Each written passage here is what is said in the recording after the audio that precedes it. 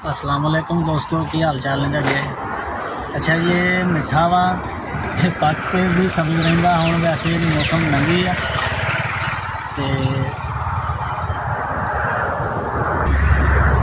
अगे आयो दोस्तों जी। आ वा लूची, ये आलू बुखारे की समझ लो भैन ही होंदी आ।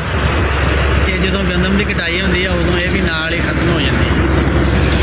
गंदम के मौसम च इसकी बहार होंदी है। अगे वो तुहानूं दिखाऊंगा। हाँ अगे उस्ताद जी आ गया जी, ये आलू बुखारा आ, समझ लो भी ये लूची का भरा आ। ये मेरे ख्याल में कि पंजाब के अजे तक इदा का फलदार बूटा नहीं होना। इनू तकरीबन एडा एडा आलू बुखारा लगता है और शहद वांगू मिठा होंदा है ते इसदा जायका बहुत है। ये किसी कोई दोस्त आए साढ़े को उन्हें खवाइए फिर वो देखे भी वाकई है। 10 अगे आ गए जी दोस्तों, ये बदाम का बूटा। तो ये कहते सी कि पंजाब दे विच ये नहीं हुंदा, लेकिन असी इनू कामयाब कर दिता इत्थे ला के पंजाब दे विच। ते बेहतरीन आ, दिमाग वास्ते फ्रैश, दिमाग नूं फ्रैश करता है, बहुत ताकत रखांदा है। बाकी तुसीं देख रहे हो यह जिहड़ी गुठली बधी हुई आ, ये माखिया नहीं लगा होया। ये सिर्फ गुठली इस लिए बनी है 40 दिन वास्ते बधी है। यदी फिर शाख दूसरी जगह से लावांगे तो वो दूसरा बूटा अगों तैयार हो जाता। ये बारे क्या है